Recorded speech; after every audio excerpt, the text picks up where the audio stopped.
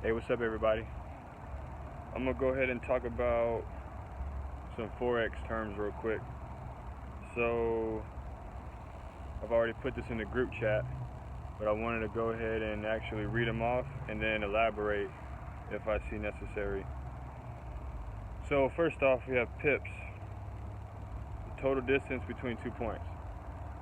So if you got, that's easy to understand. You got the chart, you got my wife's over here laughing at me. Very supportive, right? Alright, so you got the chart, you got your entry, or where you think you want to get in at, and then you're thinking it's going to go long, which is equal to a buy, and then you want to calculate the distance in between that so you know kind of what ballpark your target is. And then you would target something that is in a zone that's a little bit higher, that is already marked because candles used to be there, the price used to be there, so it's trying to get back up there based off of where it's at now on a support zone. So now you're trying to reach a resistance. Alright, cool. That can be calculated with different apps. In the trading view, there's a ruler, and you just grab it from point to point, and then it'll tell you how many pips it is. So yeah, resistance, a line that can be made to show where price does not want to pass, so it goes back down. Resistance. Man, this is so difficult to talk about not on the computer. But if you actually don't know what resistance and support is, I'm going to skip both of those. Go just do a simple YouTube search and you'll see. Because that is very basic. Alright, consolidation / zone is the area where price goes up and down in a certain range. Most of the time you can look for signals for entry here because the breakout up or down out of a zone or where most of the money can be made and best positions for entry are. So yeah, you can get in where you're in the middle. It's already it's already showing that it's going up and up and up, but those aren't the best positions to get into because everybody's buying at that point. So anytime it could just drop and now you're stuck. But if you see price just going up and down in a tight zone, very tight, you can see it. You can look for signals by different candle patterns, and if it's showing that it wants to pop up a little bit, a lot of people are probably going to buy that, but what that probably means is a fake out. So at that point you want to go in for the sell even though everybody else is buying, because it's a fake out depending on different things, and then down the price goes. So different time frames would show different things. And again, on a computer, which I'll eventually be able to know how to do all that and have the time to do so, I'll show you different examples to look out for. Again, every pair is going to react different. That's why I'm going to stick to maybe less than 5 pairs that kind of either act the same or complete opposite, so we'll cover all bases. And then the most important one, lot size. It's broken down into mini lots, micro lots, and standard lots. 0.01 to 0.01 to 0.09 is a micro lot. It's going to react different depending on if you're in the NASA 100 at a 0.01. That calculation is going to be $1 a pip. So if your target is $70 up and you have a 0.01 and you reach that target, you just got $70 in profit.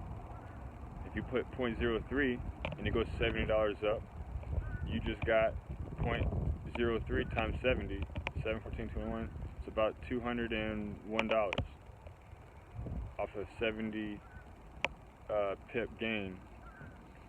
So you can kind of see how that works. But the reason why I like to not put a 0.03 at the beginning is because if it goes down, which I like to have that room for it to fluctuate, you don't want to see your account, or your account won't make it to go down $210 if you don't have $400 in your account, $300 in your account. So you're not going to be able to do a 0.03 in a NASA 100 pair because it's too high risk. It's too high risk. So to minimize the risk, you need to have that bigger account of $400, $200, and then go ahead and execute a 0.01, and then when it reaches and passes certain zones, you're then able to get another 0.01. So now you're adding positions and getting closer to not just winning $70, you're getting closer to winning $210, but you're taking away your risk because you didn't get all in at the same time. You didn't put the entire position at the same time. So if done properly, you want to have, in a 70 pip move, you definitely want to have about 3 entries to catch it, so you can try to get as close as making $210. So if you spread them out, yes, you're not going to get $210 because you got in at a later time on the way up. However, you didn't risk as much at the beginning, which could in return blow your account. So hopefully that makes sense. Probably not to some of y'all, because that's like the most misunderstood thing, and why people blow an account and they just give up and say that it's not for them, which is fine.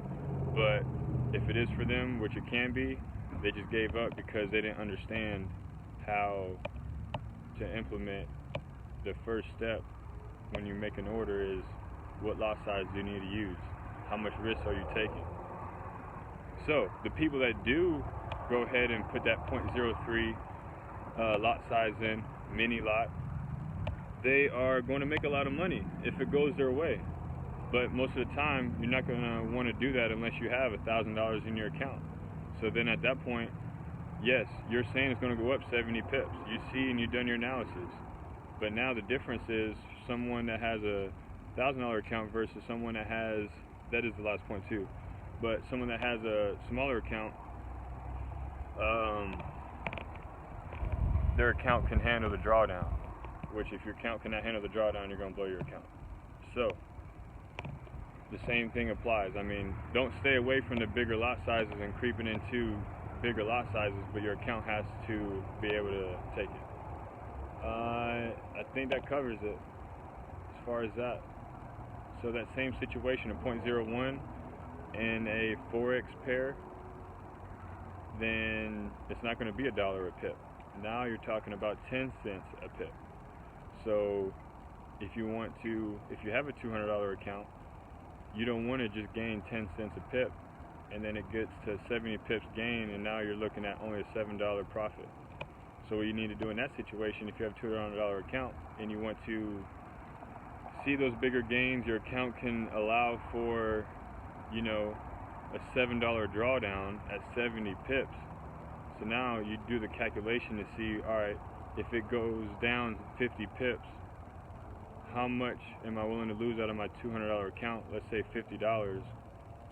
Now you're talking about maybe a 0.10 lot size, a 0.10 lot size, which now you're into the micro lots instead of the mini lots.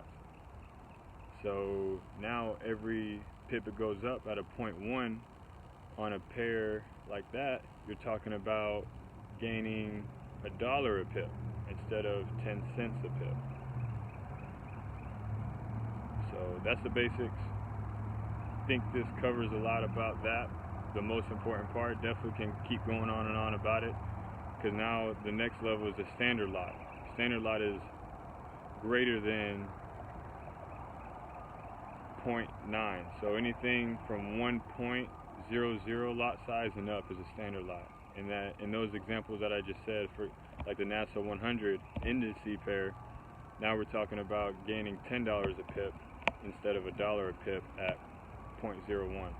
Actually, no. In the NASA 100, last point here, the NASA 100, 0.01 will get you $1 pip. 0.1 will get you $10 a pip. 1.00 will get you $100 a pip.